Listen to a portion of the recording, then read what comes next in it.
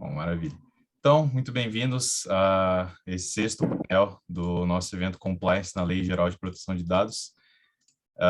É com muito prazer que eu dou início a esse painel. Terá a presença da professora Márcia e do professor César. O tema tratado por ambos será a governança de dados pessoais e segurança da informação. Então, sem muitas delongas, eu vou passar aqui a leitura do currículo da Márcia, que todos nós conhecemos, professora da casa, muito admirada e respeitada por todos nós.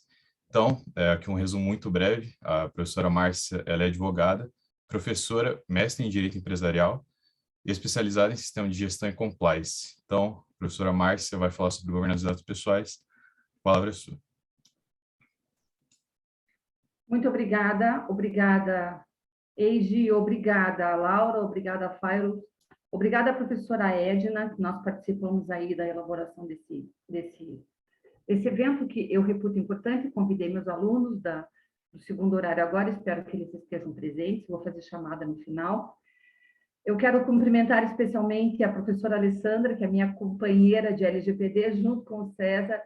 Eu conheço o trabalho dos dois e posso dizer a vocês que são duas pessoas assim extremamente comprometidas, extremamente estudiosas, e a professora Alessandra já nos mostrou ontem o nível de conhecimento dela, e o César é um sujeito de tecnologia da informação que também é uma pessoa importante dentro desse tema. Eu quero antes explicar, todo mundo me conhece como uma advogada criminal, alguém que sempre atuou na área do direito criminal, foi a minha área de estudo em mestrado e especializações, enfim, sempre olhei para isso, mas quero explicar para vocês, para dizer assim, o que caiu de paraquedas aqui no meio da LGPD. Como eu estava dizendo, a LGPD interessa muito ao direito penal, isso também acabou despertando meu interesse, mas a minha vida ela entrou no compliance, numa lei que ela tem semelhança com a LGPD, que é aquilo que a gente chama de lei de evidência, e a lei que contempla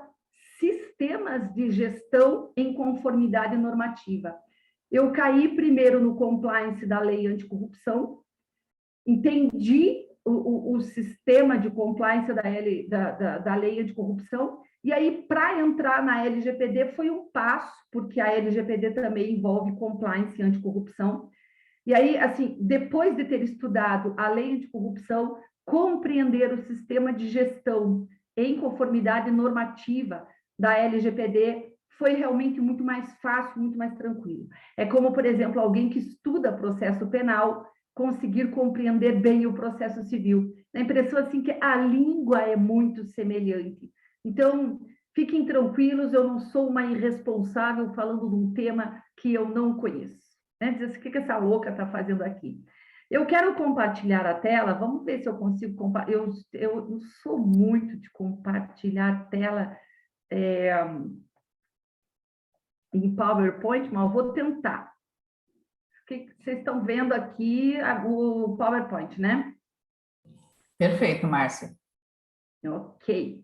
Bom, eu começo lá perguntando, né, para vocês por que a gente precisa de uma lei geral de proteção de dados. E nessa ideia, espere que eu não estou conseguindo passar as transições aqui. Opa, não é isso, é isso. Bom, estão vendo o slide, né? Eu não consigo ver o que vocês estão vendo porque eu estou numa outra tela aqui. A gente precisa de uma lei geral de proteção de dados por tudo que já foi abordado desde ontem. Mas, desde ontem, sobre o que exatamente nós estamos falando? Nós estamos falando que nós vivemos na sociedade da informação e do conhecimento. Acho que já fez a transição de slide para vocês, né? Só para eu saber se está funcionando a minha transição aqui. E sim, professora. Sim. Tá.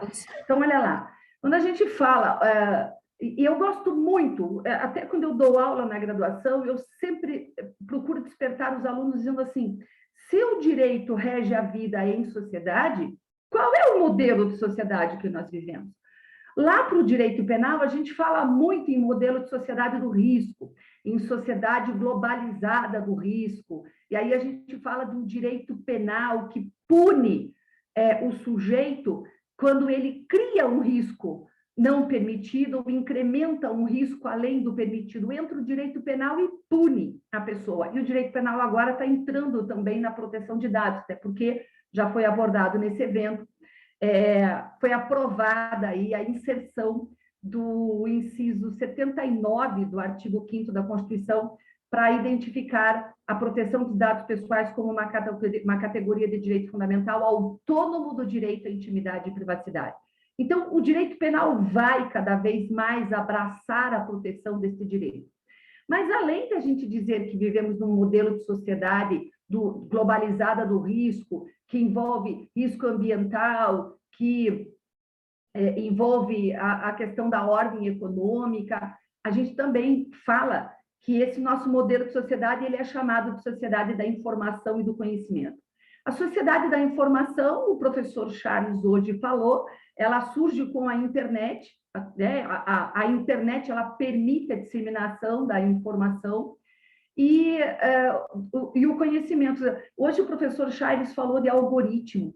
O que é o algoritmo, se não um mecanismo de transformar informação em conhecimento? Porque a informação sozinha, ela pode ser interessante, mas sozinha pode não me dizer muita coisa. Agora, quando eu começo a juntar uma informação com outra informação, com outra informação, um dado com outro dado, eu tenho conhecimento. Então, se eu botar aqui para vocês o número do meu RG, vocês vão ver uma sequência de números e vão dizer, oi, entendi, é um número. Ah, é o RG da Márcia.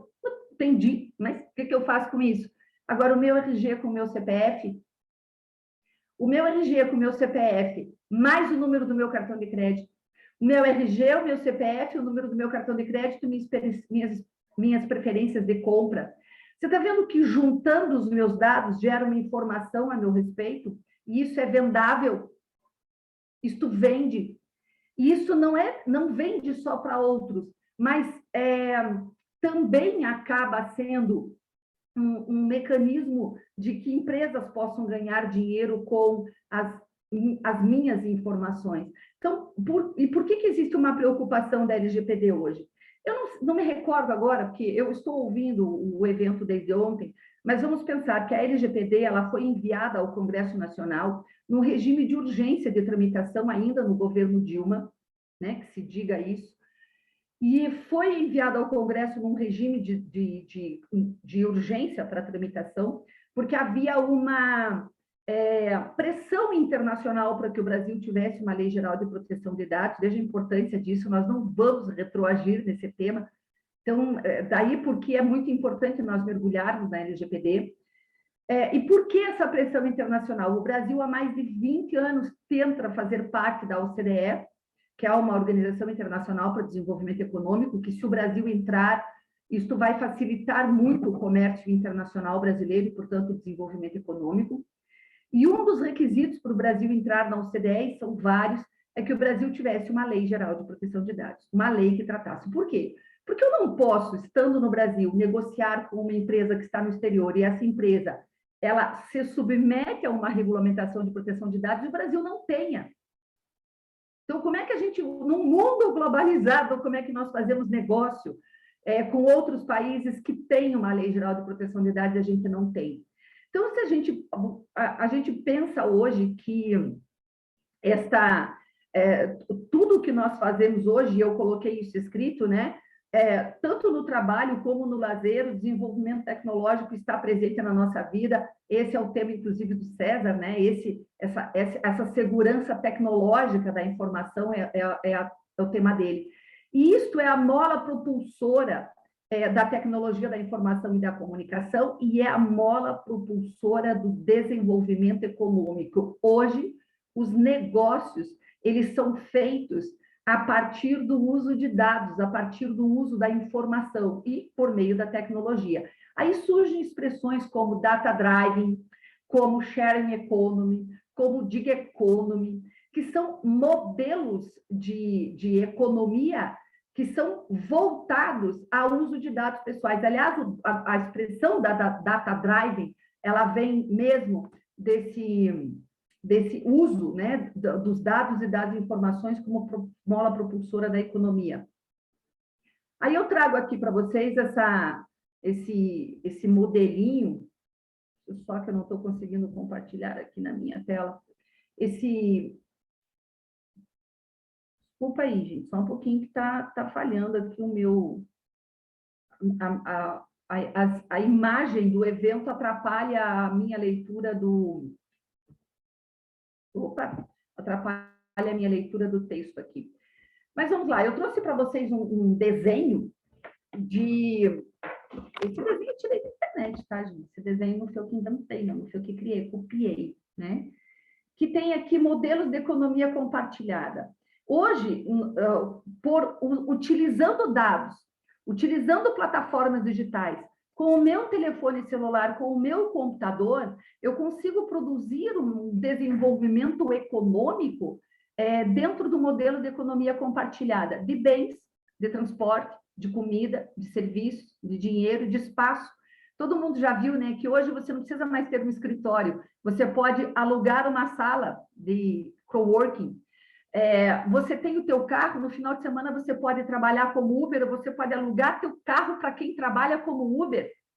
Você pede comida pelo telefone celular, o que significa dizer que as lojas sabem o que você gosta de comer, onde você costuma pedir comida, quais são as tuas preferências de comida. Isso é dado pessoal. As tuas preferências de comida são dados pessoais, inclusive porque compartilha o teu endereço, o teu cartão de crédito.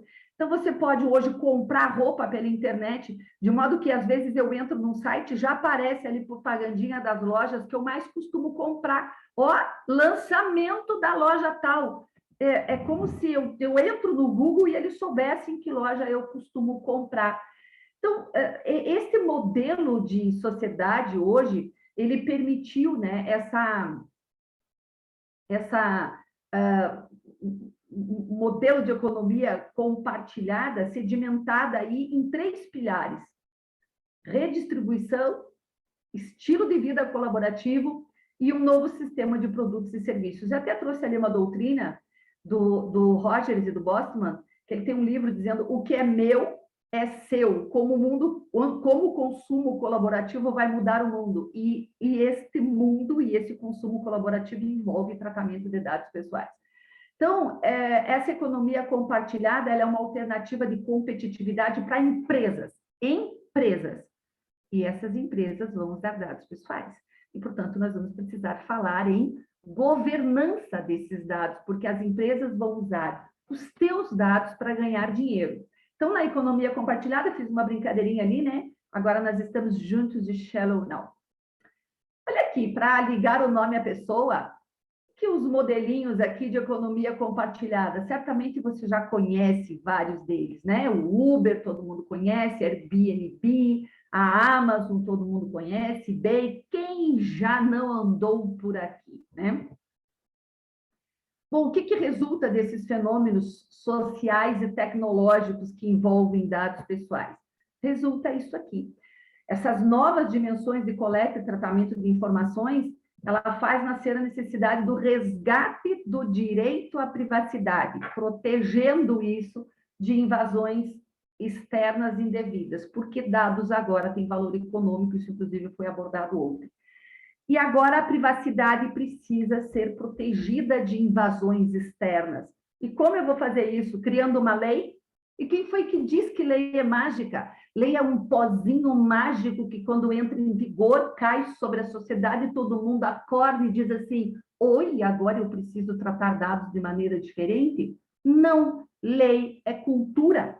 Lei é um modelo de comportamento. Eu costumo sempre dizer, quem é meu aluno que está sentado aqui, que está ouvindo essa fala, me ouve dizer: lei é comando, não é conselho. Lei é norma, é comando, eu não adoto se eu quero. Aí olha dentro dessa ideia, olha para o mundo do direito, nós estamos aqui num evento que eu sei que não tem só alunos de direito aqui, porque esse evento foi distribuído também a outros cursos, mas aqui eu trouxe algumas capinhas de livros. Vejam como existe essa preocupação. O Paulo José da Costa Júnior, ele é autor de direito penal, falando do direito de estar só. Direito à privacidade de dados genéticos. Olha aí, professora Edna, os bancos de dados genéticos.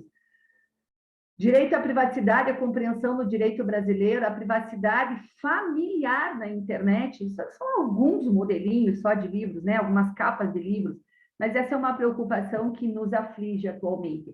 Agora, dá uma olhadinha que essa é uma preocupação, trouxe aqui algumas notícias, né? De venda de dados pessoais, cyberataques.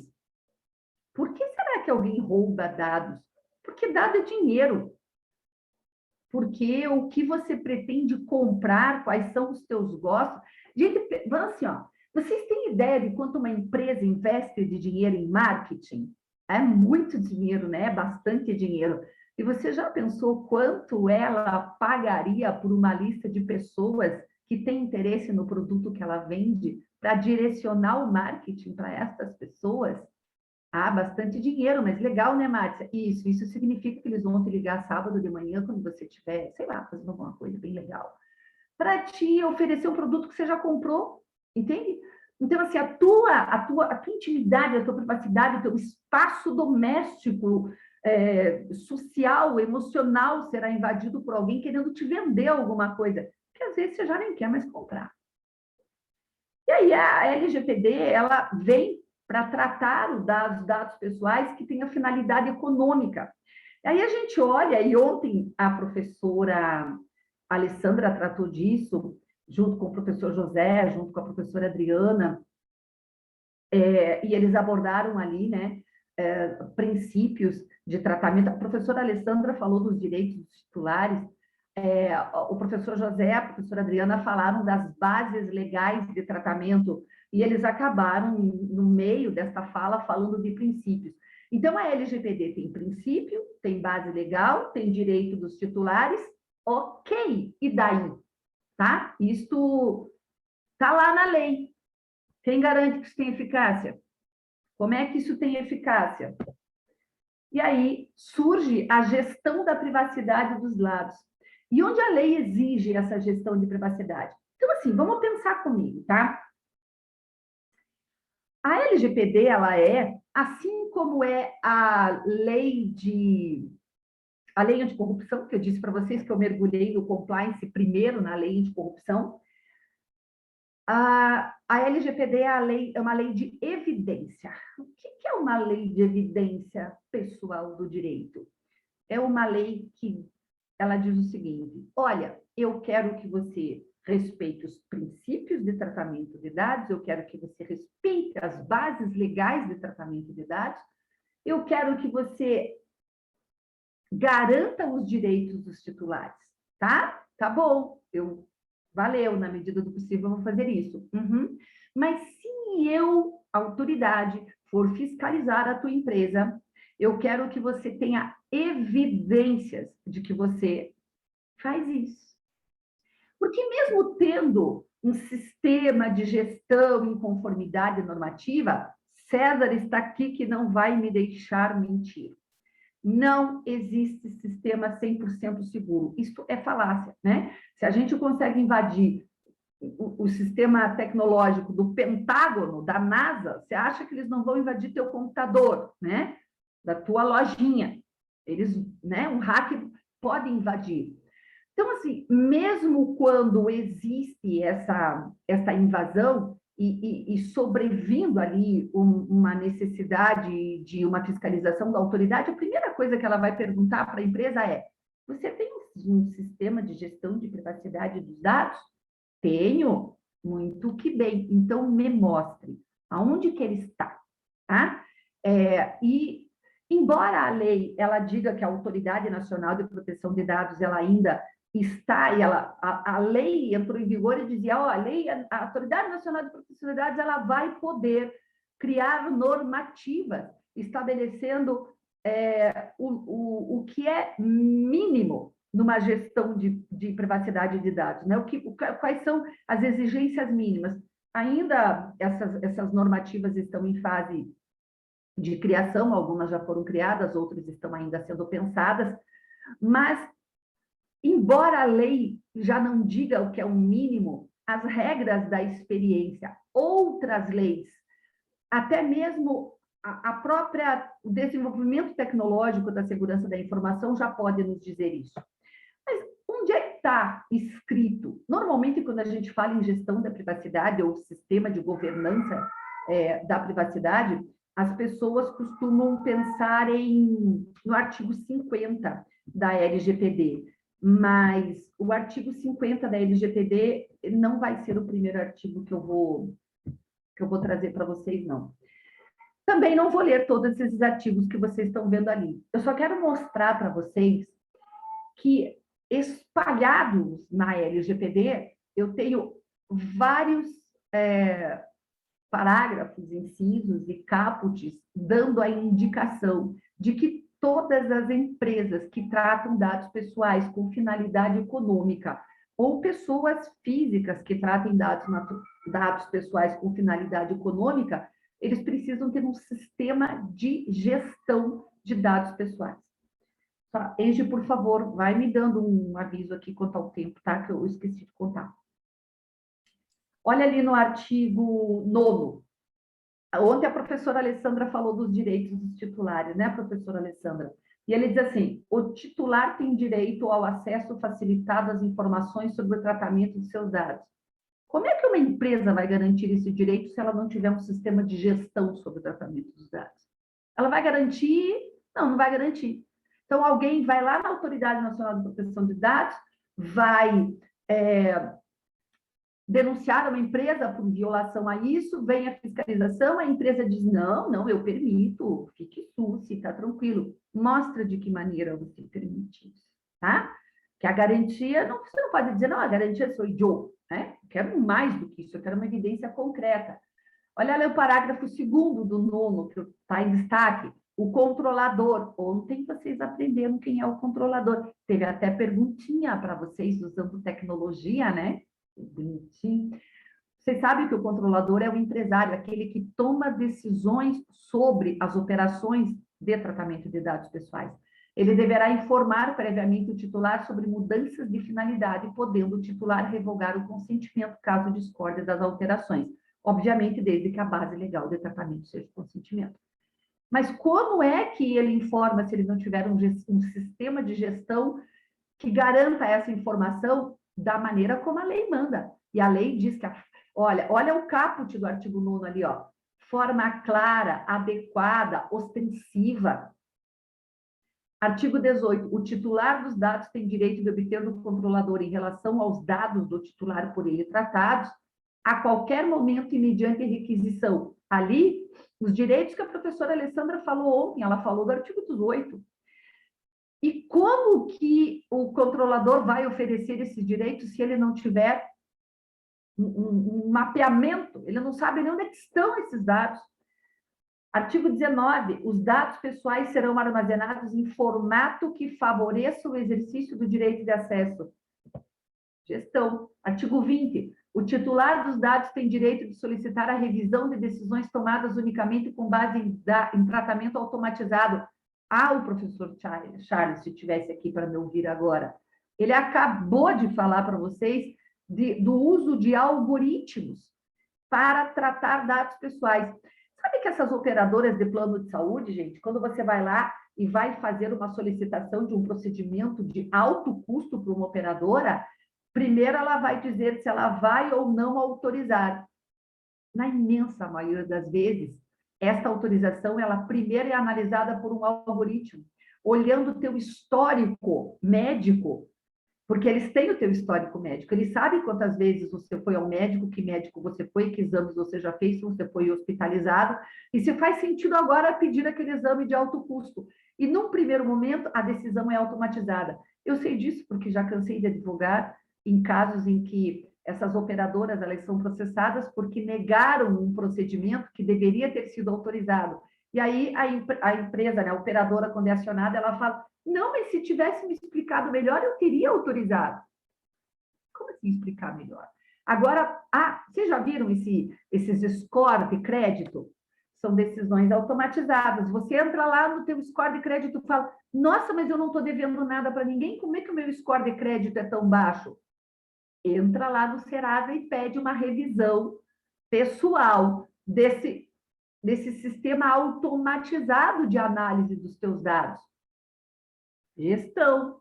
O controlador e o operador devem manter registro das operações de tratamento de dados pessoais que realizarem, especialmente baseado no legítimo interesse. Tu já imaginou o titular, hein, professora Alessandra? Ligar para a empresa e dizer assim, ó, eu quero saber quais os dados pessoais meus que você tem, qual é a finalidade de armazenamento, com quem você compartilhou os meus dados pessoais e quanto tempo faz que você tem os meus dados armazenados. E ele não tem essa informação para dar, pronto, já violou o artigo 18, artigo 37 também. Artigo 38, a autoridade nacional poderá determinar ao controlador que elabore um relatório de impacto à proteção de dados pessoais. Esse relatório deverá conter, no mínimo, a descrição dos tipos de dados coletados, a metodologia utilizada para a coleta, e para a garantia de segurança das informações e análise do controlador com relação a medidas, salvaguarda e mecanismos de mitigação de riscos adotados. Ou seja, como é que você vai elaborar um relatório dizendo quais são as medidas que você adota se você não adota medida nenhuma? Gestão. Bora lá. Eu gosto muito, né, dos artigos daqui para frente. Aí entra a responsabilização. Os agentes de tratamento só não serão responsabilizados quando provarem que o dano é decorrente de culpa exclusiva do titular dos dados ou de terceiros. Aqui é apenas um exemplo, dá para ler o artigo inteiro, né? Mas como é que ele prova isso? Ele prova isso mostrando seu sistema de gestão. Artigo 44. O tratamento de dados pessoais será irregular quando deixar de observar a legislação ou quando não fornecer a segurança que o titular dele pode esperar. Olha como isso é subjetivo. O que eu posso esperar? Eu posso esperar que eu forneça para você meu dado pessoal e você não venda? Posso esperar. Agora, eu posso esperar que eu forneça meu dado pessoal para você, não cumpra a minha parte no contrato e você não me processe? Não, isso eu não posso esperar. Porque se eu não cumprir minha parte do contrato, eu tenho que esperar que você me processe. E você vai precisar do meu consentimento para isso? Claro que não. Então, assim, a gente fala muito em consentimento, né? Tem gente que acha que o consentimento é o pai de touro, fura-bolo, mata-piolho, mas não é, né? O consentimento, ele é apenas uma das bases legais. A professora Alessandra, inclusive, falou isso ontem, e o professor José também falou isso ontem. Artigo 46. Os agentes de tratamento devem adotar medidas de segurança técnicas e administrativas aptas a proteger os dados pessoais de acessos não autorizados, de situações acidentais ou ilícitas de destruição, perda, alteração, comunicação ou qualquer forma de tratamento inadequado ou ilícito. Parágrafo 2º. As medidas de que trata o caput desse artigo deverão ser observadas desde a fase de concepção do produto ou do serviço até a sua execução. César, meu querido, o que é fazer um PBD, César? O Privacy by Design. É que, gente, eu trabalho com o César é um cara brilhante nessa parte de Privacy by Design. E ele sabe fazer uma análise de Privacy by Design como poucos. E a gente, como a gente trabalha junto com empresas nisso, eu vejo o César sofrer muito, usando, inclusive, o PBD do César, seguindo todos os princípios de proteção da privacidade de dados da LGPD. Está aqui na lei, lá, ó, artigo 46, César. Eu gosto muito do artigo 47. Os agentes de tratamento ou qualquer pessoa que intervenha em uma das fases do tratamento obriga-se a garantir a segurança da informação prevista nesta lei. Entendeu? Mesmo após o término do tratamento de dados. Artigo 48. O controlador deverá comunicar à autoridade nacional e ao titular a ocorrência de incidente de segurança. Vocês acabaram de ter uma palestra sobre incidente de segurança que possa acarretar risco ou dano relevante. E como é que eu comunico? Comunico do jeito que eu quiser, eu mando uma cartinha, um WhatsApp, como é que eu comunico? E o que eu comunico? Existe um procedimento, né, para essa comunicação? Existe sim. Existe um procedimento, existe um modelo, e isto implica necessariamente governança. Até porque, ó, a comunicação será feita em prazo razoável. E se ninguém viu isso, quem vai comunicar? E aí vai ter que descrever ali a natureza dos dados afetados, as informações, a indicação das medidas técnicas e de segurança utilizadas, observado o segredo, né, comercial e industrial, os riscos relacionados ao incidente, qual vai ser o impacto disso, enfim. Né? Não vou ler o artigo todo, mas isto é governança. Esse aqui eu coloquei separadinho, pus até um desenhinho para ele, porque ele é específico na determinação da adoção de um sistema de governança.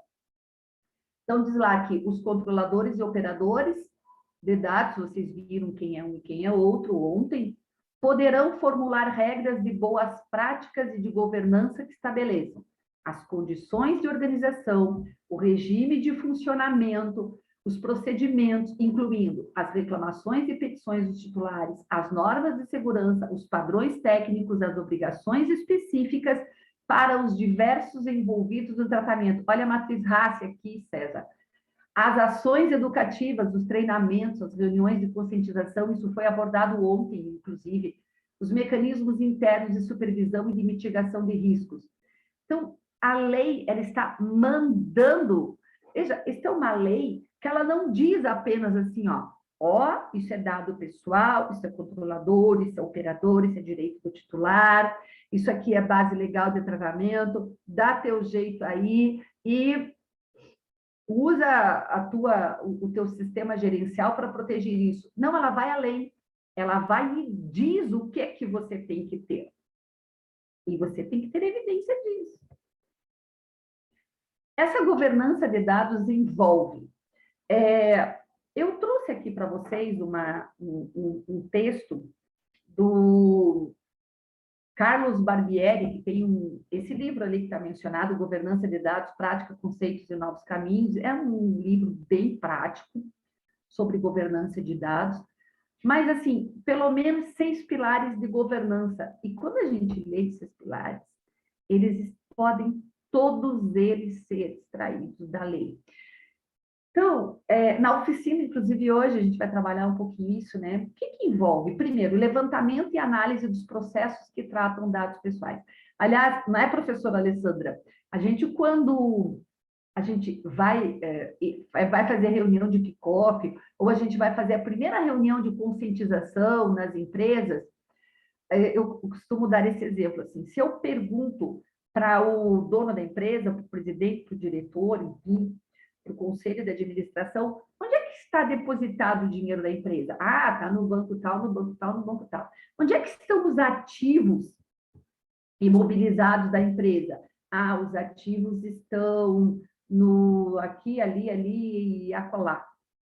Você sabe aonde estão? Aí eu pergunto, mas onde é que estão os dados pessoais que são ativos econômicos da empresa? Ele vai coçar a cabeça e vai dizer, rapaz, está em todo lugar, está desde a portaria até aquele edital que tem as fotografias do aniversário que foi comemorado internamente.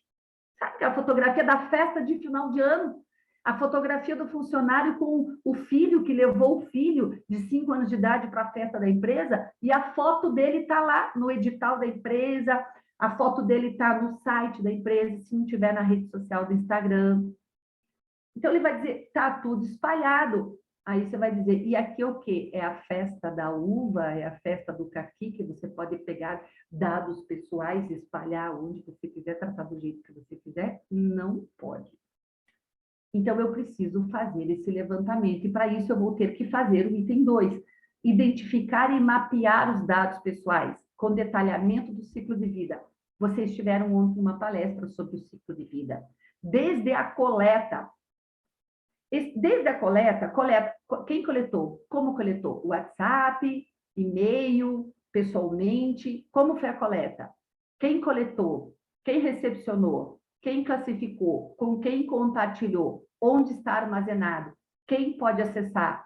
Houve alteração do dado? Quem fez a alteração? Houve o pedido da alteração? Isso é ciclo de vida, ligando o nome à pessoa. Então, envolvendo processos internos. Por que envolvendo processo interno? Porque, obviamente, que toda empresa tem um processo interno para chegar ao seu fim, a finalidade da empresa. Então, por exemplo, se eu tenho uma loja de telefones celulares, e eu, desde a hora que o cliente entra na loja e dá os dados pessoais dele para comprar e contratar um serviço de uma operadora, os dados dele vão percorrer um caminho, um processo dentro da empresa. Tudo isso deve ser mapeadinho, né? Até destacando ali justificativa e meios de retenção dos dados, as áreas envolvidas, criticidade e sensibilidade desses dados. Criticidade é analisar ali qual, inclusive, o risco de acessos, enfim, o risco de qualquer incidente, né? Que vocês acabaram de ter uma palestra muito boa a respeito dos incidentes. Definir a definição de estratégias de privacidade e segurança e riscos alinhadas com o negócio. Aí a gente chama o César, né, César? A gente chama o César vai olhar bem essa parte de segurança tecnológica da informação. E eu olho muito a parte de segurança jurídica, né? O que pode estar violando a lei? Aí tem um outro pessoal que trabalha com a gente que olha a parte de segurança em gestão desses dados. Eu e a Alessandra olhamos contratos, eu e a Alessandra olhamos a parte jurídica. Definição formal a partir dos passos anteriores das áreas responsáveis e gestores, atribuindo a accountability, as responsabilidades para esses envolvidos. A matriz RAS, né, César? Eu trouxe aqui um modelinho para vocês daqui a pouco. Criar as políticas, os padrões, os processos, os procedimentos internos como normas internas, tá? Seguindo lá. Já vou passar aqui. Olha um modelo simplificado de mapeamento, gente. Bem simplificado. O meu modelo, inclusive, é bem maior do que isso. Ó. Coloca a descrição, tipo, dado sensível ou não, onde estão. Aqui, ó, modelinho. Depois vocês olham. Todo sistema gerencial de segurança da informação tem pelo menos 3 pilares. Esses 3 pilares tem, inclusive, na ISO. Em qualquer modelo de compliance mecanismos de prevenção, políticas internas, ações educativas, testes de vulnerabilidade, mecanismos de detecção, essas medidas operacionais que podem identificar pessoas ou sistemas, riscos de ameaças à privacidade e à segurança, e ações corretivas imediatas. Tem que ter uma equipe voltada à correção de qualquer incidente. Incidente não é apenas o dano, tá, gente? Incidente é o risco de dano. O mero risco de dano já é um incidente. E ações corretivas imediatas para mitigar esses riscos. Um exemplo que o César, inclusive, já deu muito, né, de César, de um caso de uma empresa grande aqui no Brasil, que houve um incêndio no servidor que fazia o backup e a empresa perdeu 1 mês de faturamento de Brasil inteiro. Aí isso aqui cai do presidente para baixo na empresa, né? Então, assim, dentro de riscos, eu preciso de um sistema que permita identificar, avaliar, planejar, implementar mecanismos de segurança, monitorar e revisar para ver se estão funcionando. Aqui, depois, obviamente, eu posso passar esse material para vocês, eu tenho que identificar o que é risco inerente da própria atividade da empresa, risco de tecnologia, risco de fraude, riscos de compliance. Está escrito errado compliance ali, é compliance. Eu tirei isso aqui da internet, não vi que estava escrito errado. Avaliação de todos esses riscos, qual é a probabilidade de acontecer e qual é o impacto que vai gerar, tá? Qual a resposta que eu tenho que dar aos riscos que eu avaliar e qual é o plano que eu vou criar para mitigar ou afastar os riscos, quando for possível afastar. Então, sempre identificação e monitoramento. Olha aqui uma matrizinha, um modelinho de matriz para vocês de analisar. Probabilidade da ocorrência do incidente e qual é o impacto que ele vai gerar dentro da empresa, tá? Para que vocês possam criar e avaliar, né, cada risco separadamente dentro do sistema. César, olha a matriz RAS, eu falo de César porque o César, que é assim, sujeito bom nisso também, né? É a decisão da empresa, RAS, né, Márcia? Quem toma a responsabilidade e deixa cada um com a sua responsabilidade do processo e também como vai ser depois cobrado, né, pela justiça. Então, é muito importante. Por quê? Sabe aquele velho ditado popular, cachorro que tem 2 donos morre de fome? Quem vai fazer o quê, não é, César? E a matriz RAS é para identificar quem é o responsável por trabalhar na área ou por definir ali, né, dar as decisões finais. Desculpa, a decisão final é a autoridade. Quem tem autoridade para tomar a decisão sobre os dados, quem é o responsável por trabalhar na tarefa, quem deve ser consultado. Então, por exemplo, O jurídico pode ser consultado para saber se determinado processo pode ou não afetar a lei. Isso, o jurídico é só consultado, mas ele não toma decisão e nem é o responsável por executar. E quem é informado, quem recebe as informações sem participar do processo ali de tomar a decisão, de criar os mecanismos, ele só é informado, porque ele, na verdade, vai executar as ordens. Isso aqui é uma tabelinha que eu tirei da ISO, modelo ISO, né? Vocês sabem o que é ISO. ISO é um modelo internacional de sistema de gestão em governança de dados, a ISO 27001. Então, olha o que é uma governança. Ela tem 7 passos. Ela, primeiro, estabelecer, né? Isso que a gente chama de... a alta direção é que tem que definir a governança dos dados. Isso tem que partir da alta direção. E aí, olha a ISO, isso é ISO. Coletar, identificar e classificar as informações de dados pessoais, mapeamento. Fazer o gerenciamento de riscos de dados pessoais e de terceiros. Implementar a segurança dos dados pessoais e de terceiros.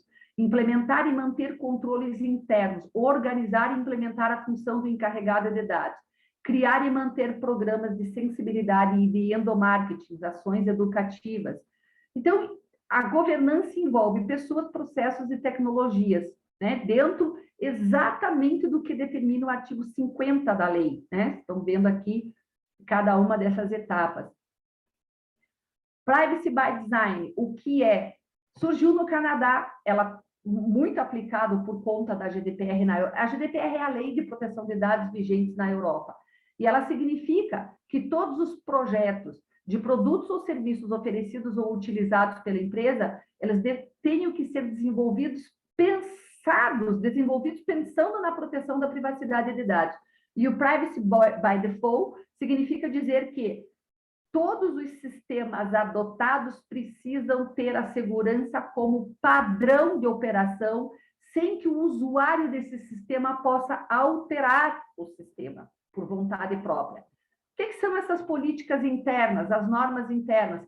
Gente, é quase tudo isso, porque pode ter mais, né? Eu sou expert em criar essas políticas já.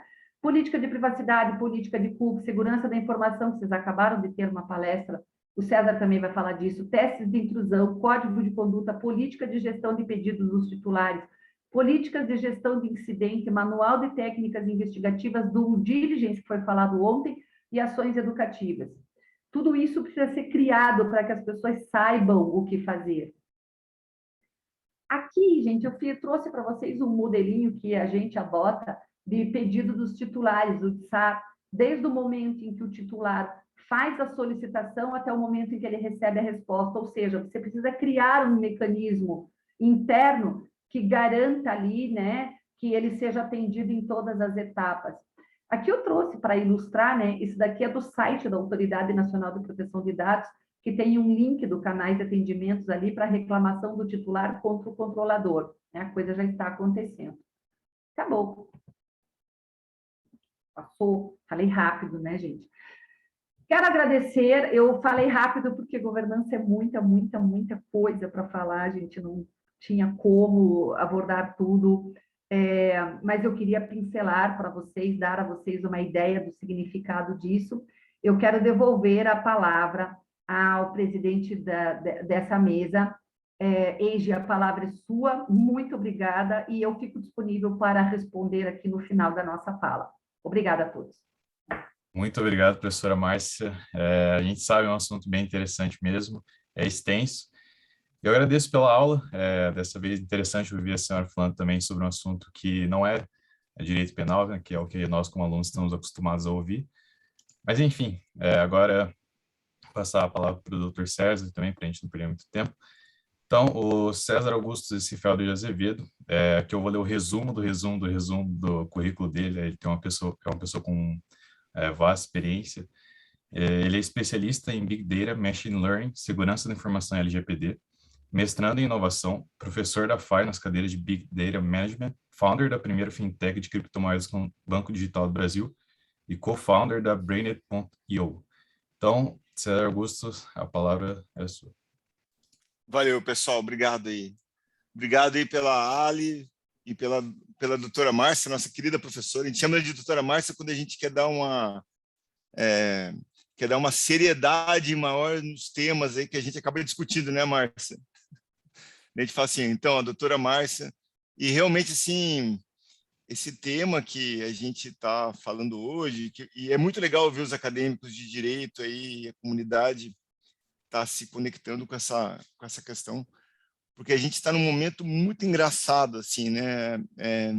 Um dos slides da Márcia lá, eu achei bem interessante falar, quem nunca deu uma passeada, né, nos temas lá, como um aplicativo, entrou numa plataforma digital, quem nunca de nós, né, deu uma, como chama, uma navegada nesses temas.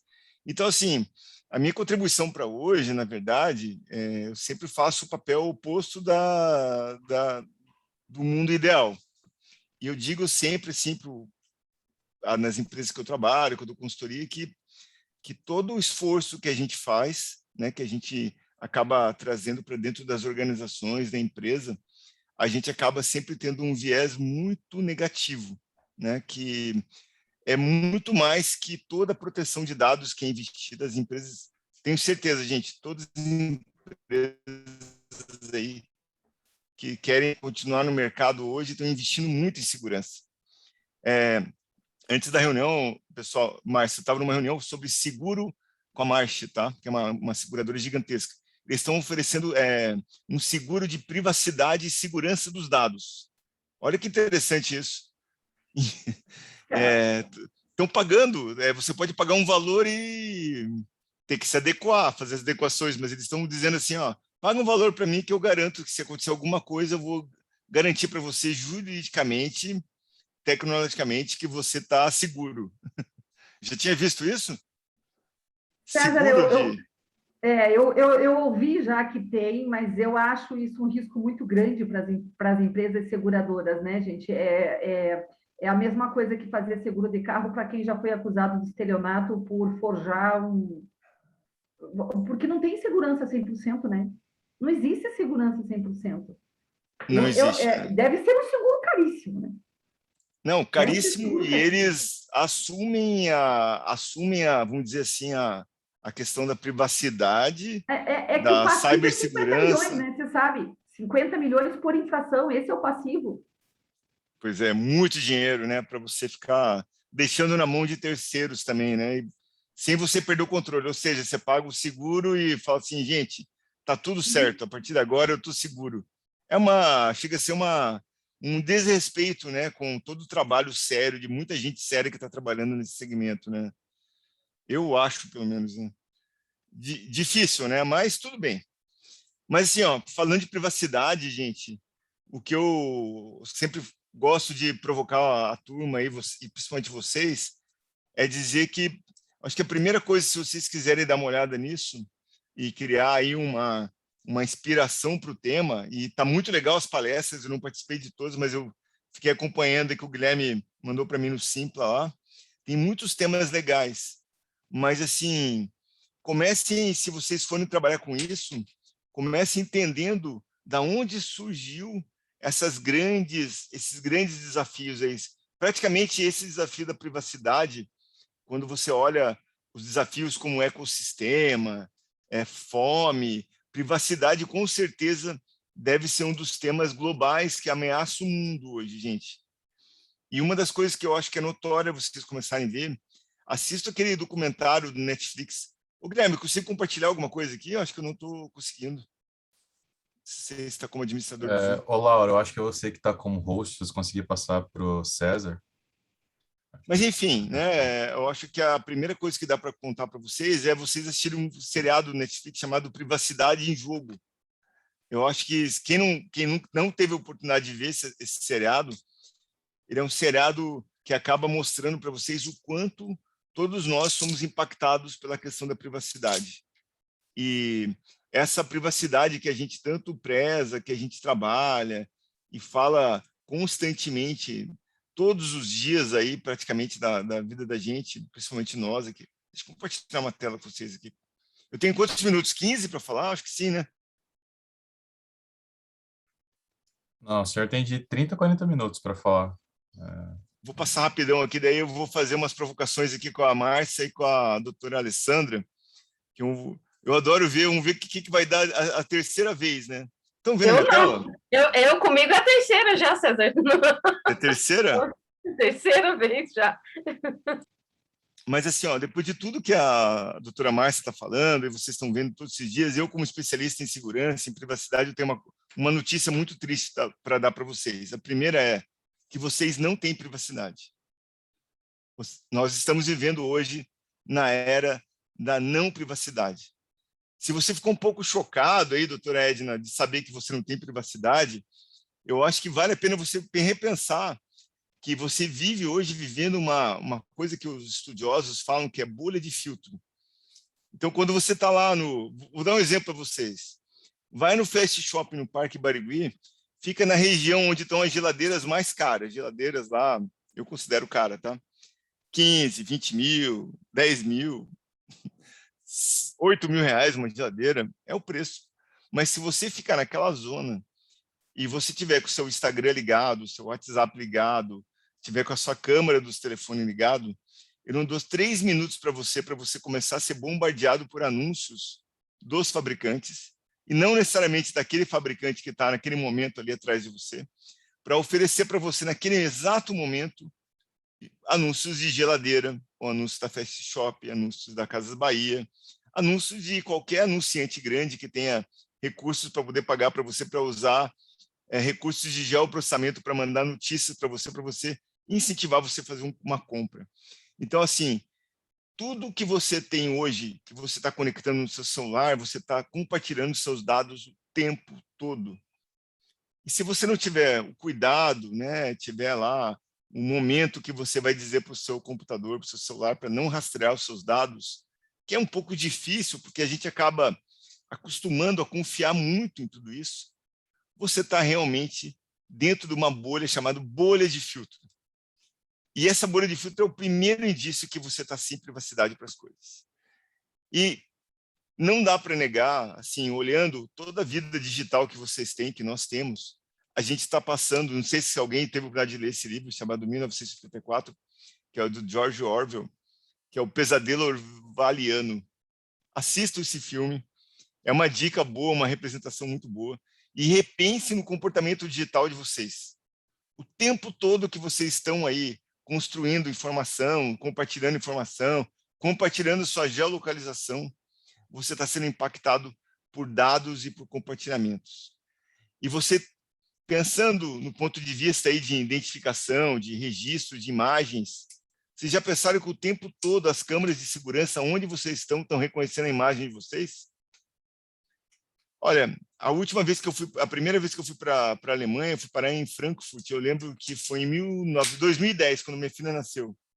E eu passei no aeroporto, eu fiz um check-in no aeroporto, dei entrada com o passaporte, e os outros check-ins que eu fazia, o aeroporto é muito grande, dentro do aeroporto era feito por reconhecimento facial. Desde 2010, os caras têm tecnologia suficiente para reconhecer você, se você é você, o tempo todo. Porém, entretanto, todavia, esse tipo de coisa só mostra um comportamento, que o seu dado, as suas informações estão o tempo todo sendo expostas. E que não adianta, agora, a provocação que eu adoro fazer com a Márcia e com a Alessandra. A Alessandra briga muito mais que a Márcia até. Não há privacidade e você o tempo todo está sendo impactado por um comportamento que você mesmo, vocês aí, todos vocês, nós, eu também, a gente acaba liberando todas as condições de privacidade nos computadores, no celular, e você o tempo todo está sendo testado e está sendo indicado, está sendo monitorado, né? E um dos grandes acontecimentos que aconteceu, isso foi a pandemia. A geolocalização que aconteceu na pandemia mostrou que a privacidade que a gente tem é praticamente zero. As prefeituras, o governo sabiam da localização das pessoas, sabiam da movimentação delas dentro das cidades, sabiam que vocês não tinham parado de dar aquele rolezinho no shopping, no mercado, dado aquela volta de carro, mas tudo bem. Uma pandemia, o que é morrer 700 mil pessoas, ou mais, né? Porque a gente não contabilizou direito ainda todas as mortes. Então, assim, o fim da privacidade só tem evidências que cada vez mais, né, a gente está passando por momentos que a privacidade está acabando. E vocês, na verdade, todos nós, temos que tomar ações que isso possam realmente abrir a cabeça da gente para criar, vamos dizer, comportamentos mais seguros, mais adequados dentro do mundo digital. E assim, isso não é uma coisa nova. Em 2017, quando saiu o primeiro iPhone, aliás, a Apple lançando sempre moda, né? Quando a Apple lançou o primeiro iPhone X lá, que fazia o reconhecimento facial, foi a maior prova que o reconhecimento facial é uma coisa que está no nosso dia a dia. Então, a partir daquele momento, gente, o fôlego de todos nós, olhando a privacidade, a vida digital, eu acho que foi um momento que a gente acabou com todas elas, tá? E bem-vindo ao futuro, todos vocês, né? Além de estar vivendo o pesadelo do George Orwell, a gente está começando num tempo que existe uma ambivalência de tecnologia muito grande. O que é essa ambivalência? Essa ambivalência é que o filme épico lá, que eu acho que vocês não tinham nem nascido quando estava passando, que era o Exterminador do Futuro, de 1900 e... Não lembro quanto foi. Você lembra, Ali? Ali não é muito ligado em tecnologia, né, Ali? Mas esse filme você...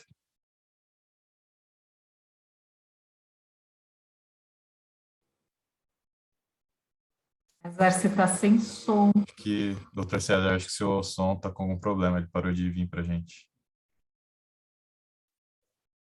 Voltou? Voltou, perfeito.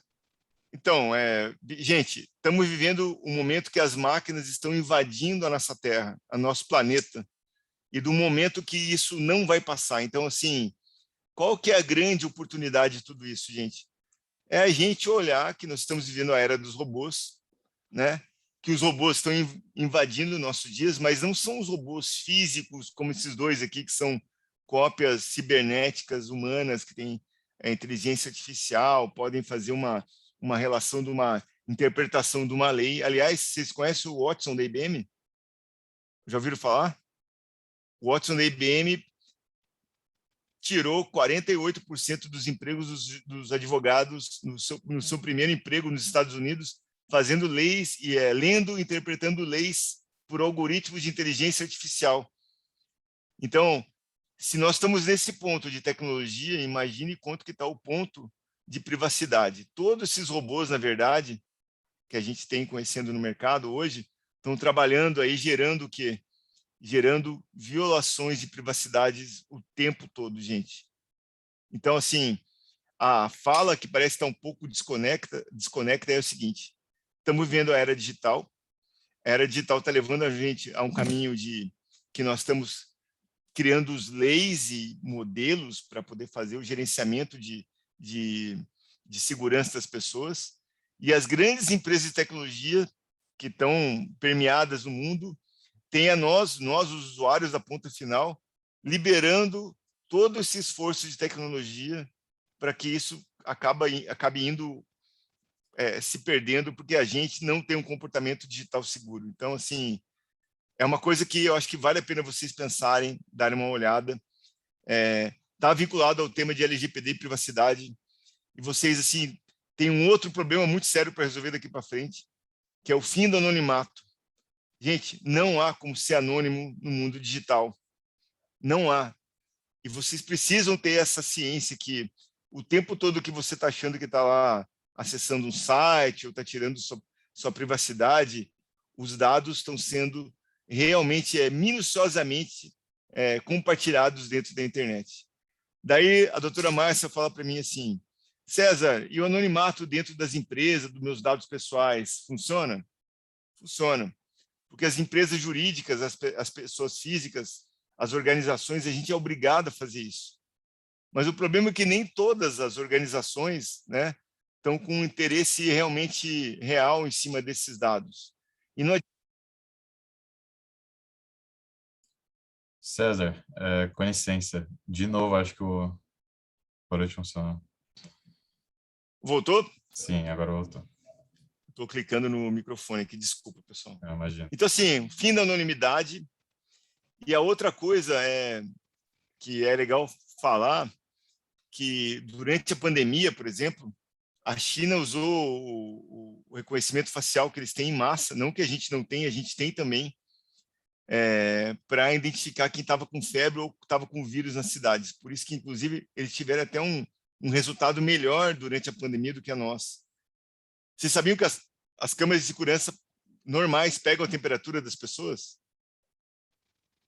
Então, assim, temos um momento aí, gente, que eu acho que a minha fala acaba sendo um pouco mais provocativa, mas a privacidade nossa está em jogo, gente. E, na verdade, quem tem que olhar para isso com um olhar de cuidado, um olhar de, vamos dizer, de mudança, somos nós.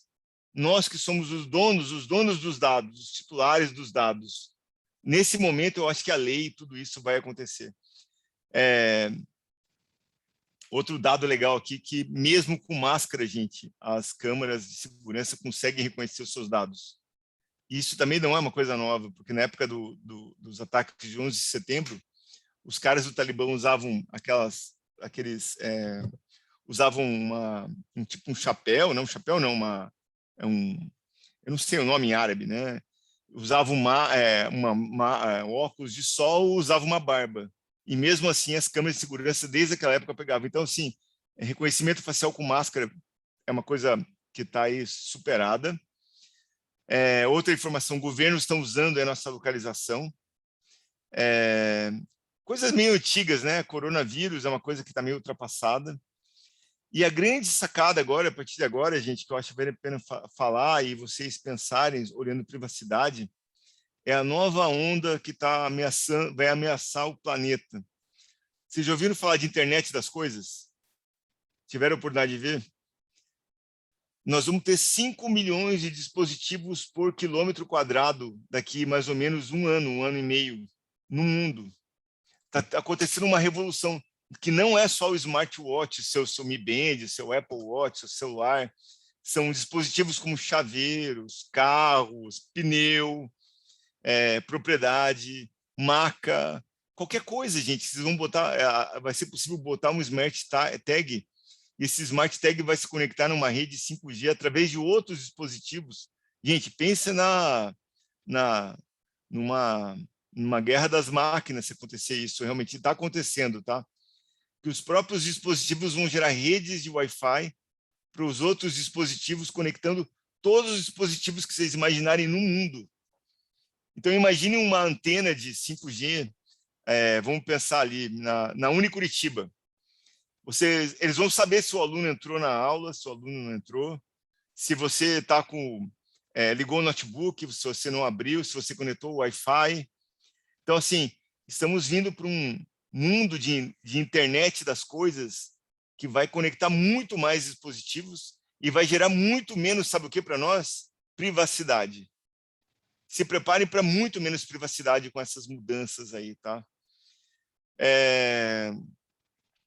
Outra coisa que é legal compartilhar aqui, a gente está vivendo a era também que só esconder os dados não vai gerar uma privacidade maior.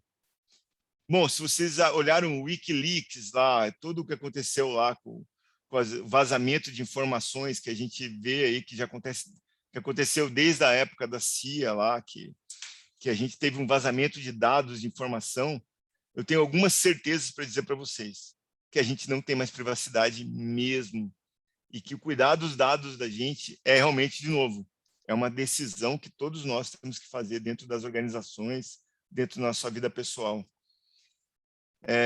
Outra coisa que não adianta vocês pensarem é a tal de máscara de dados, gente. Parece que está meio técnico o negócio, mas assim, eu até vou explicar o que é isso.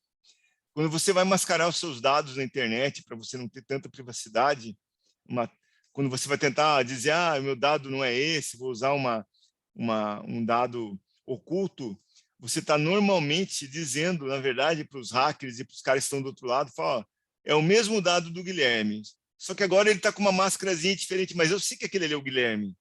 Ou seja, mais uma vez, o momento da privacidade, os dados estão sendo corrompidos aí o tempo todo. Por que isso, gente?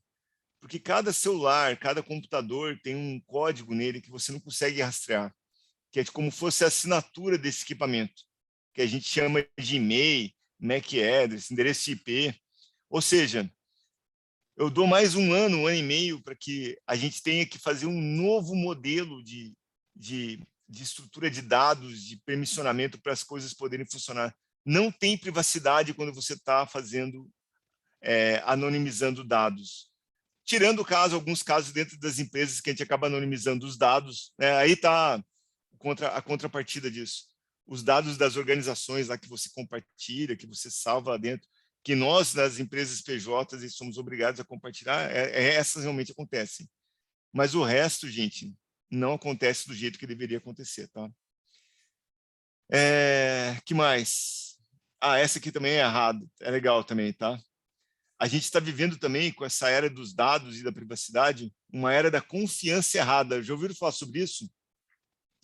Se uma organização funcionasse, tivesse dados defeituosos seus, como essa do Serasa aí que a doutora Márcia falou, dá uma revisada nos seus dados do Serasa. Vocês já imaginaram o que ia acontecer? Você está sendo o tempo todo avaliado, quantificado e analisado, e seus dados não têm uma certeza que se eles são esses mesmos, né? Então, assim, isso leva a gente a um caminho que nós estamos vivendo hoje, que é uma discriminação de machine learning, de big data. Olha que tema legal para vocês pensarem, vocês aí, futuros acadêmicos aí, que vão fazer um TCC. Vocês já pensaram que a gente está vivendo uma discriminação automatizada? Vocês já pensaram que os algoritmos da internet, que vocês viram na palestra anterior, já têm percepções de big data e podem pensar muito mais que a sua cor, do que a sua orientação sexual? Qual que é o seu padrão de consumo digital? E você vai ser colocado dentro de uma matriz e os robôs vão escolher se você pode comprar um carro, se você vai ter crédito, se você vai ter um emprego. Já pensaram nisso? Se uma pessoa solicitasse, por exemplo, um empréstimo no banco, e já acontece isso, e essas análises preditivas de crédito se juntassem com os seus dados e com os seus hábitos digitais. Por exemplo, sabe que você bebe porque você vai no bar, sabe que você não faz exercício, tem uma vida sedentária, então não vou te emprestar dinheiro para você financiar um carro, uma casa, porque, afinal de contas, você não tem uma vida muito saudável, logo você não vai conseguir pagar aquele seguro, vai dar um prejuízo para o banco, para a operadora, para a distribuidora, sei lá.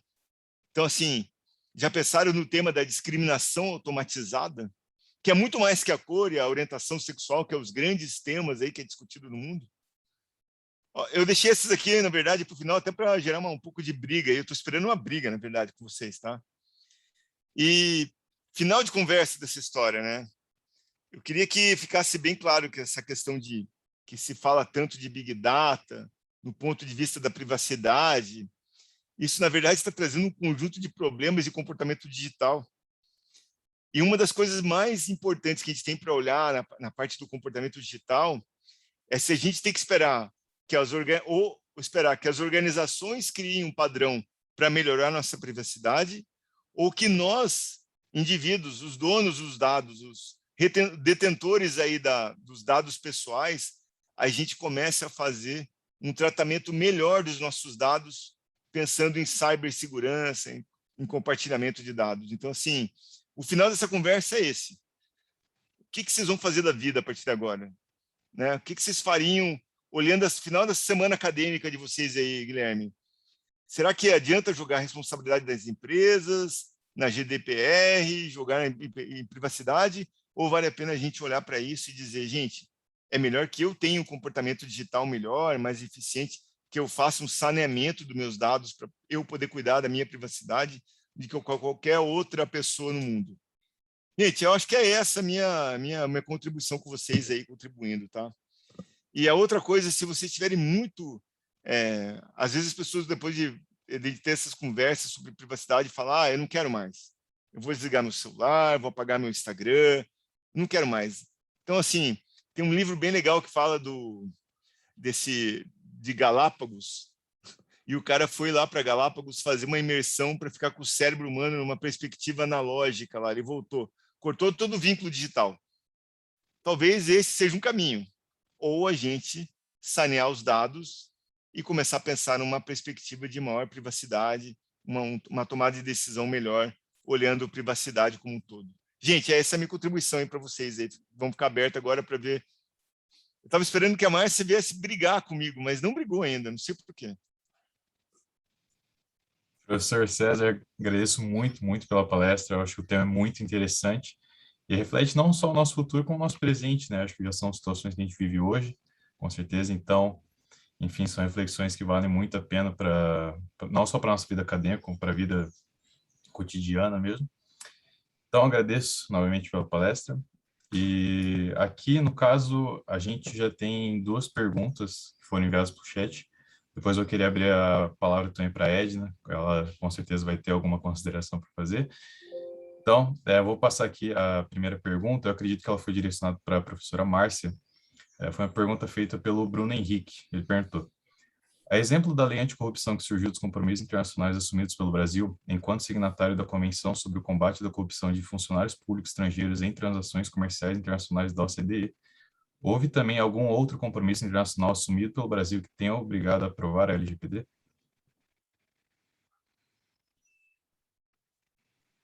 Entendi. Bruno, olha, eu desconheço, e olha que eu tenho acompanhado algumas legislações internacionais, e aqui falo principalmente da GDPR, mas ainda não existe, que eu conheça, e eu venho acompanhando, como eu digo, um documento internacional de cooperação internacional quanto à privacidade dos dados.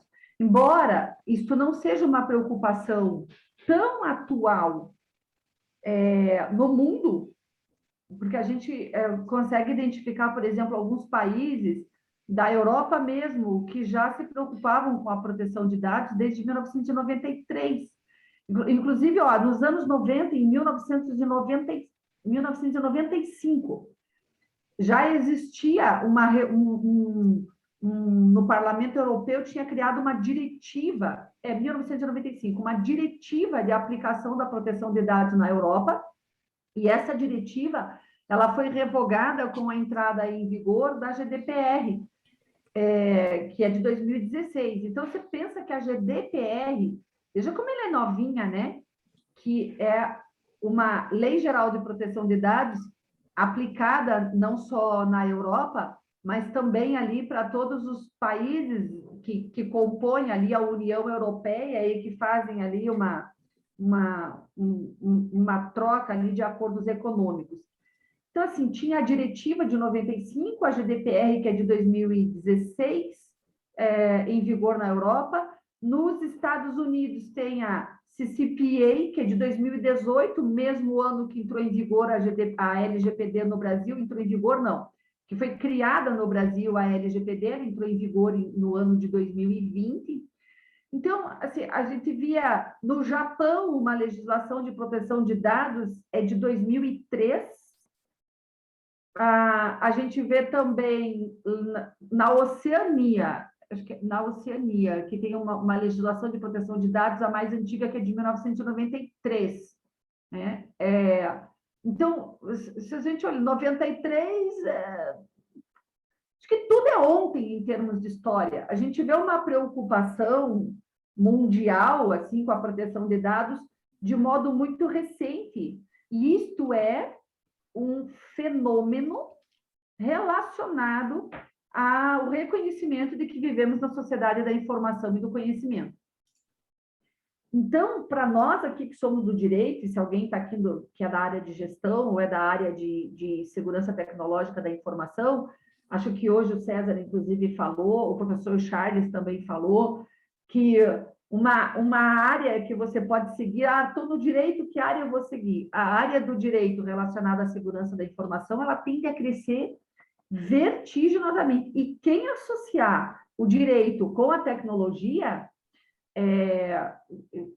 terá espaço no mercado de trabalho, sem sombra de dúvida. Eu, como não entendo quase nada de tecnologia, o César, ele é o meu parceiro de trabalho nisso. Então, ele é da tecnologia, eu sou do direito, e aí eu junto a minha cabeça com a dele e a gente consegue trabalhar. Mas não existe ainda uma convenção internacional sobre proteção de dados que o Brasil seja signatário, não. Mas eu tenho, se você quiser, eu posso deixar o meu e-mail, eu vou deixar meu e-mail aqui, Bruno, Espera aí que eu vou colocar, tá? Deixa eu colocar para todo mundo. Vou botar o meu e-mail. Eu tenho o documento que contém as exigências internacionais que o Brasil tem que cumprir para entrar na OCDE. Eu tenho a cartilha da OCDE para o Brasil, com todas as exigências que o Brasil tem que cumprir. E o Brasil vem tentando cumprir essas exigências, e uma delas foi a LGPD. Por isso que foi criado rapidamente. A GDPR, ela foi a inspiração da LGPD, mas a GDPR é mais dura e acho que um tanto mais completa, tá? Respondi? Pode ser a próxima pergunta? Oh, maravilha. Temos uma pergunta aqui da Laura. Eu não sei se...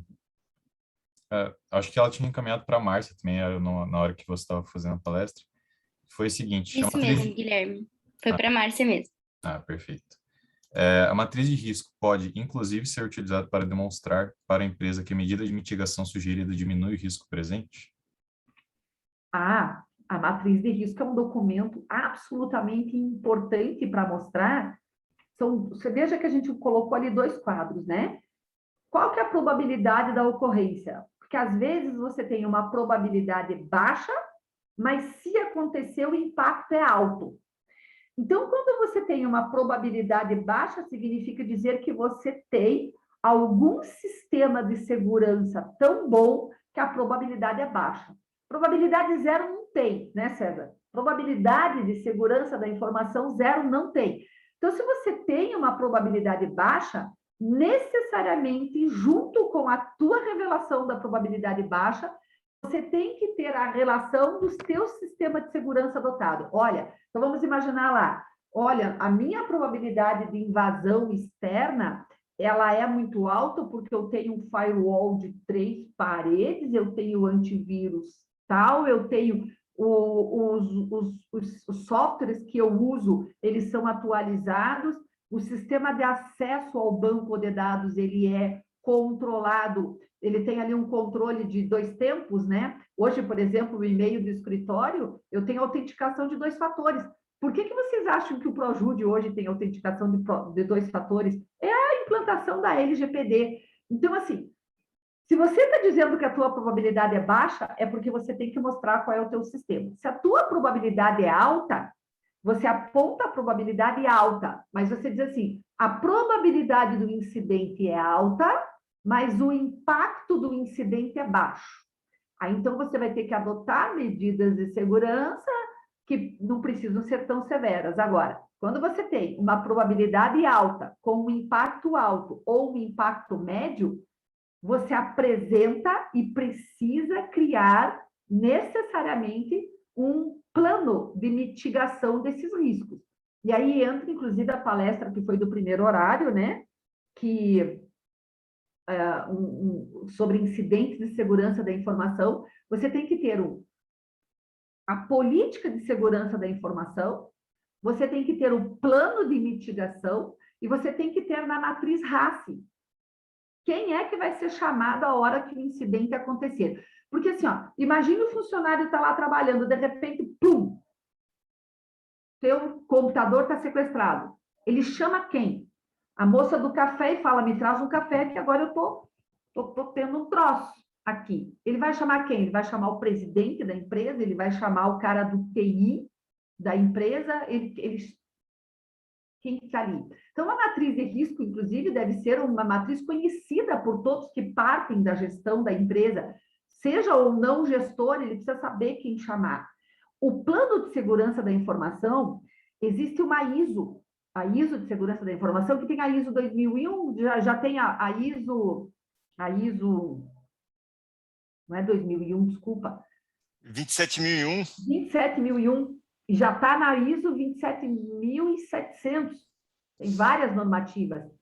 A ISO, ela tem um framework bacana para criar uma política de segurança da informação. Tem um site também, deixa eu achar esse site que eu podia mandar aqui para vocês. Eu tenho ele no grupo que eu estou com o César.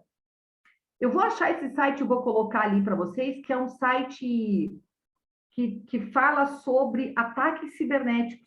E ele tem várias orientações, que tipos de ataque pode acontecer, como mitigar. Então, quando você vai criar um plano de segurança da informação, uma política de segurança da informação, ela tem que ser adequada a uma normativa.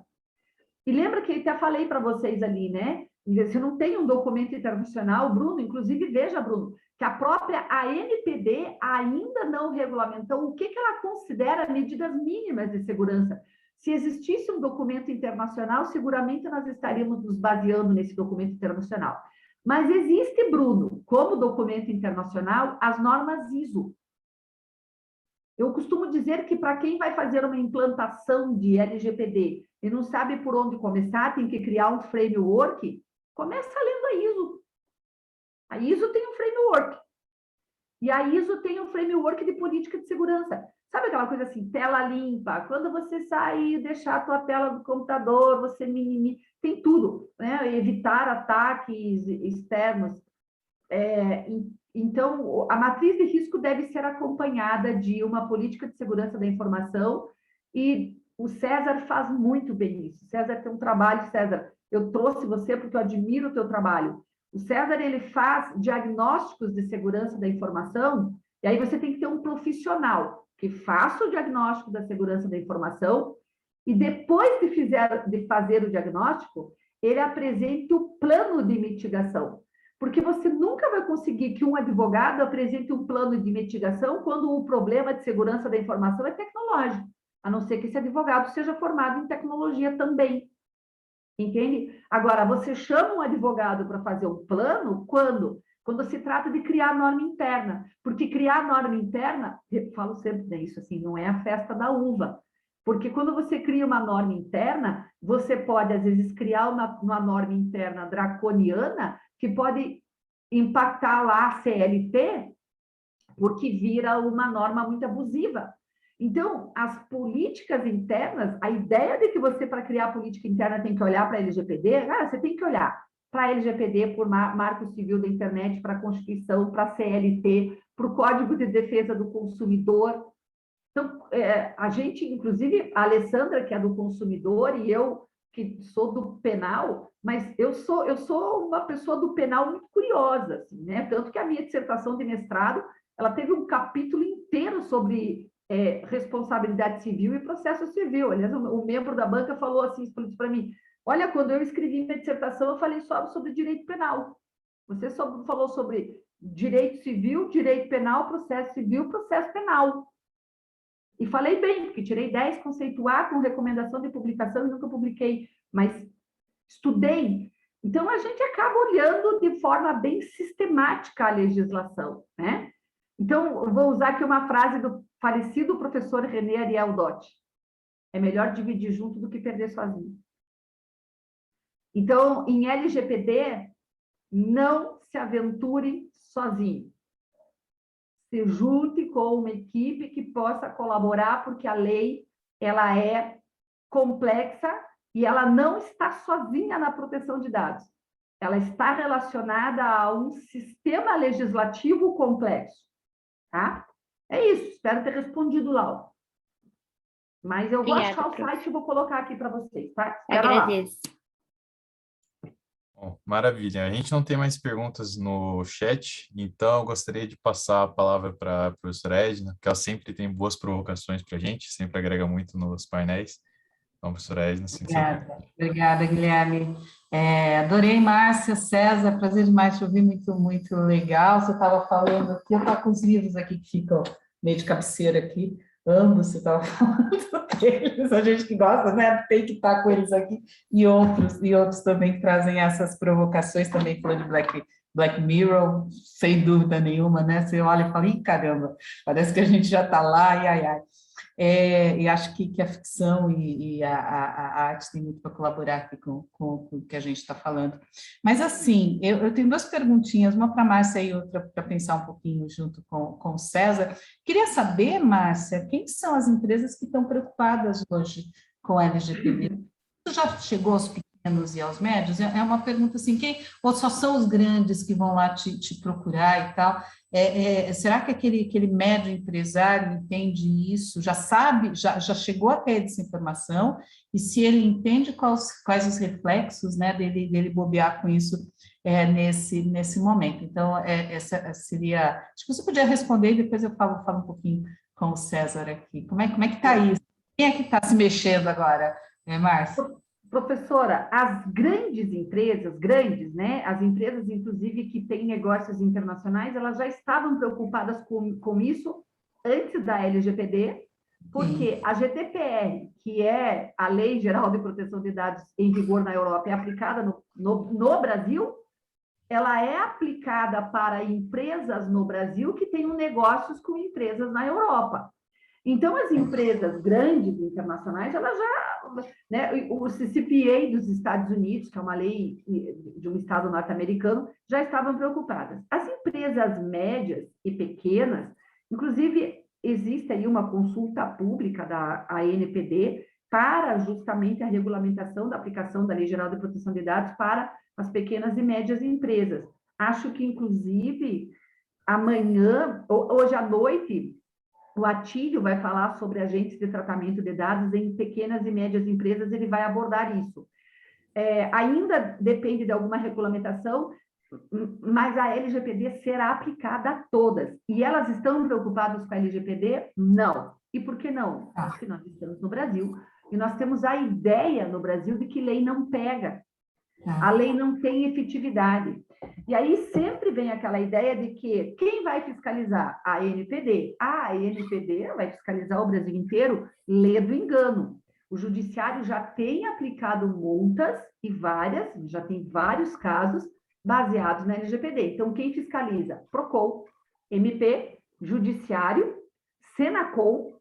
Inclusive, o Senacom, ele acabou de assinar um acordo com a ANPD há pouco tempo. E a Autoridade Nacional de Proteção de Dados. Então, atualmente, a gente vê que muitas empresas falam assim, eu ouvi falar dessa lei LGPD. A gente criou uma política de privacidade e pôs no site. Então, as pessoas acham que ter uma política de privacidade no site já é o atendimento à LGPD. Eu, o César e a Alessandra, nós estamos aí fechando 13 empresas, né, César? 13, num total de implantação de LGPD. Todas as que a maioria das que a gente implantou, elas são de médio porte. Eu acho até que, eu não queria citar nomes, citando a Dakar, duas pelo menos são sociedades anônimas, então já são empresas de grande porte com ações no mercado, né? Uma delas, inclusive, de capital fechado, mas é uma sociedade anônima. As empresas de médio porte e de grande porte estão preocupadas. As de pequeno porte, elas olham para a LGPD e enxergam como custo. Que no Brasil, compliance não é visto como investimento. Compliance é visto como custo. E por que não é visto como investimento? Porque as pessoas não acreditam na efetividade das punições no Brasil. As pessoas acham que elas podem evitar a punição de alguma maneira. O problema também da LGPD é que o descuido dela, o descuido com ela, ele pode gerar um risco reputacional muito grande. Porque a empresa que viola a LGPD pode ser obrigada a publicar em jornal de grande circulação, em rede social, que violou a LGPD. E ela pode, inclusive, ficar suspensa ou proibida de trabalhar com banco de dados. Pense. Eu até acho, sinceramente, que a ANPD, para aplicar uma suspensão ou uma proibição de tratamento de dados pessoais, teria que ser alguma coisa muito estratosférica, porque aí a gente entra na análise da função social da empresa. Se você proibir uma empresa de trabalhar com banco de dados, ela fecha. Se ela fechar, é gente desempregado. Então, você não roda a roda da fortuna, né? Não roda a roda da riqueza. Então, seguramente, as punições elas serão assim mais reputacionais mesmo. Mas, inclusive, esses dias eu fui comer uma pizza com a professora Ana Pavelska na pizzaria, e a gente estava conversando sobre a LGPD, que a professora Ana Pavelska também se interessa pelo tema na área de LGPD do trabalho. a dona do restaurante se aproximou, conversa sempre com a gente sempre vai comer pizza no mesmo lugar. Ela falou assim, nossa, no meu grupo de donos do restaurante está todo mundo falando dessa LGPD, mas ninguém implantou ainda. E eles usam iFood, Uber Eats, portanto, eles têm dados pessoais, tem número de cartão de crédito das pessoas, né? E não estão preocupados com a LGPD. Sabe quando vai começar a preocupar? Multas, sanções. Quando começar a ter multa? Porque a Alessandra fala isso, né, Alessandra? Ali, não sei se ela está ali, que ela está com a câmera fechada, eu vi que ela estava com um probleminha lá na casa dela. A Ale fala que o impacto da LGPD no Brasil vai ser o mesmo impacto da entrada em vigor do Código de Defesa do Consumidor. É só o povo se dar conta disso. Legal. Eu acho que demonstra para o pessoal que está aqui, especialmente os nossos alunos, né, a ampliação das possibilidades, inclusive, de trabalho, assim, para os novos advogados, né, quando eu provoco isso das pequenas e médias, a resposta que a Alessandra deu, que em alguma medida todo mundo vai ter que se reportar à LGPD, é algo que está nascendo agora, agora nesse momento. Então, é uma possibilidade muito, muito bacana para a gente pensar em termos de estudo, de carreira, enfim. Mas, e também que o evento não acaba nesses 2 dias, certamente, né? Porque as coisas estão acontecendo e a gente está trabalhando na medida que elas estão acontecendo. Adorei a tua comparação com o Código de Defesa do Consumidor, que é uma comparação muito forte, né? Porque o Código de Defesa do Consumidor está em todas as nossas relações. Muito, muito legal.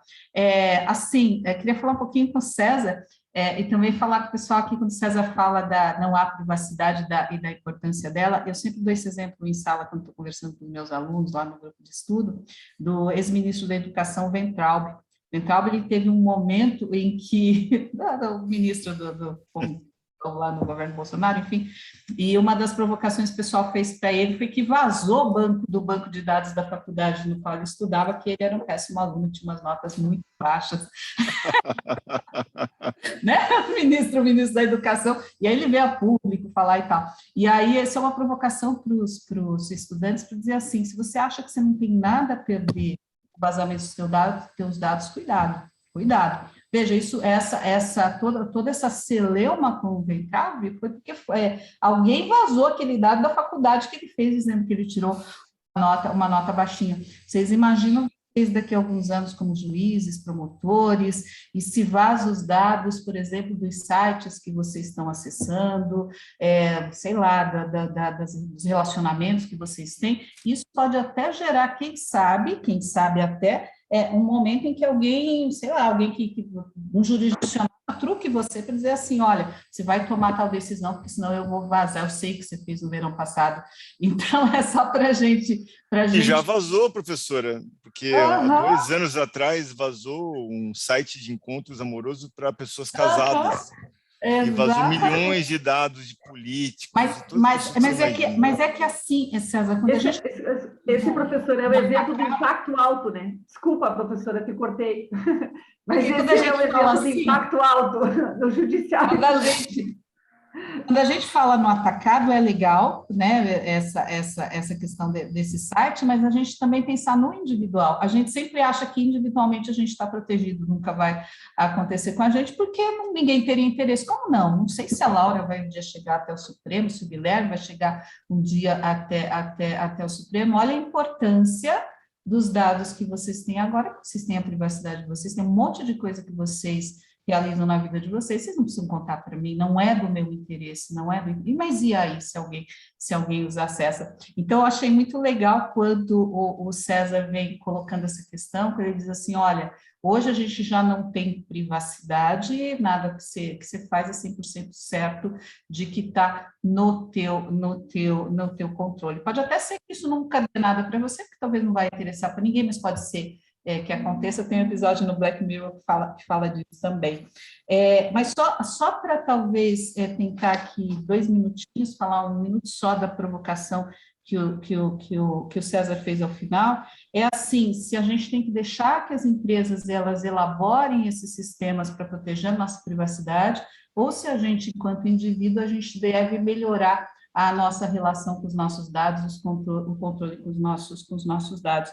Eu não sei se é nenhum ou outro, sabia, César? Quando você deixou essa questão, eu fiquei matutando aqui. Na verdade, essa ideia de proteção de dados e privacidade hoje parece estar se tornando um problema que ele é coletivo mesmo.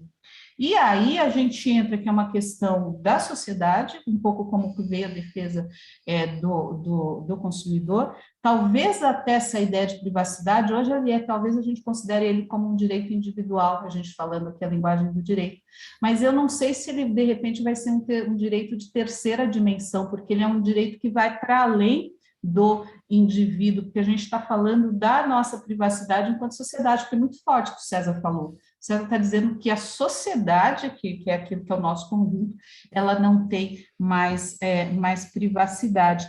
E, nesse sentido, só para fechar aqui a minha fala, né, que sou lá do direito constitucional, então sempre estou preocupada com o Estado, estou preocupada com a administração pública e tal. Então, eu penso que a gente, enquanto sociedade do conhecimento, a gente tem que ressaltar a importância política desse tema, porque fica parecendo só que é um negócio de empresa. Quem olha isso daqui e fala, mas os caras lá estão falando meio de direito empresarial, não me interessa muito e tal. Pessoal, isso é política.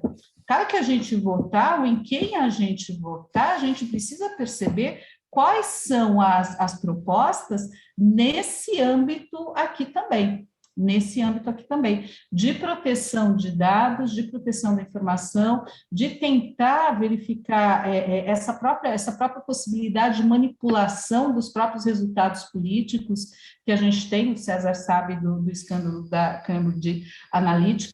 Então, perceba que isso daqui sai para além do direito individual. A Tânia, a professora Tânia indicou nós duas aqui para dar essa ajudinha para o pessoal trabalhar junto com o pessoal do EACP, e eu sempre estou dizendo para ela, nossa, o evento está super legal, porque a gente está falando um monte de coisa de direito fundamental. E eu acho que isso também é importante. Tudo que vocês falaram aqui tem uma importância política que ela é muito, muito forte, e que às vezes muita gente não está olhando assim muito para a LGPD, porque parece coisa de empresário, coisa que é lá do direito. Não é, né? Mas não, a gente está falando do modelo de Estado que a gente quer, da sociedade de política, e a gente está falando de algo que, na minha opinião, logo, logo vai sair da esfera individual para se tornar um direito transindividual, e eu acho que até já daria para defender isso, que é justamente a defesa da gente enquanto sociedade, para proteger a privacidade aqui de cada um de nós. É um direito que interessa para além do César. Quando o dado do César vaza, ele não deveria ser um problema só do César, ele é um problema aqui de todos nós. Eu acho que esse raciocínio que a gente tem, que a hora que a gente raciocina assim, a gente traz outras áreas do conhecimento para próximo também dessas discussões que a gente está fazendo. Mas só para te falar isso, César, adorei, não é nem de fato uma pergunta, mas assim, concordo com tudo que você falou, e essa coisa de pensar o direito de fora do direito também, né? E isso é bacana, porque o César não é do direito, mas trazer essas referências que a gente tem mesmo de outros lugares, das narrativas da arte, do cinema, da literatura, da nossa própria existência, para poder pensar isso. E a gente tentar, Márcia, talvez esse seja o nosso grande desafio, sabe?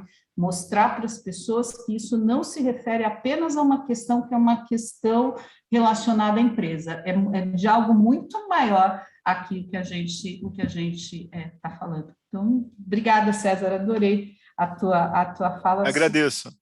Márcia, bacana demais te ouvir sempre, certamente a gente vai conversar. A gente sempre aprende, mesmo trabalhando com ela, toda vez que ela fala, a gente sempre aprende. Legal, né? Mas é isso, Guilherme, acho que era essa a contribuição que eu queria fazer. Bom, maravilha. A gente já está passando um pouquinho do nosso tempo, então vou dar encerramento a esse painel. Agradeço mais uma vez pela participação do César, da professora Márcia, também da contribuição da professora Edna, pergunta da Laura, também do Bruno. Então, acredito que foi mais um painel muito, muito proveitoso para a gente. Legal. E antes, eu só queria fazer um aviso. Hoje, às 5h30, a gente vai ter uma oficina com a professora Márcia, com a professora Alessandra, que está presente com a gente também, Não sei se o professor Marcos quiser fazer algum comentário sobre o funcionamento da oficina, ver se desperta o interesse dos nossos convidados. Bom, gente, assim, ó, na verdade um exercício prático simples, tá? Porque, obviamente, que a governança, ela é um sistema extremamente complexo. Mas, assim, hoje vocês tiveram uma primeira palestra falando sobre mapeamento de dados. Então, você fica pensando assim, ok, mas como é que eu faço um mapeamento de dados? Então, a gente vai fazer um exercício de fazer um mapeamento de dados, entendeu? De exercitar ali, ver o que é, por quais processos que passa. A gente pode fazer até um exercício ali de matriz RACI. E, assim, um início, sabe? Assim, um começo. É claro que quanto mais vocês forem estudando o tema, muito mais facilmente vocês vão conseguir elaborar um mapeamento de dados. Lembre, o mapeamento de dados é o passo inicial. É mapeamento de dados e mapeamento de processos. Então, eu vou dar uma ideia disso para vocês, né? Por meio de planilhas. É isso. Perfeito. Então, fica o convite tanto para a oficina, às 5h30, quanto para os demais painéis à noite, a partir das 19 horas. Desejo a todos um bom dia e até a próxima. Aí, pessoal. Obrigada, Márcia, Laura. Beijo, Guilherme. Tchau, tchau, pessoal. Até a próxima.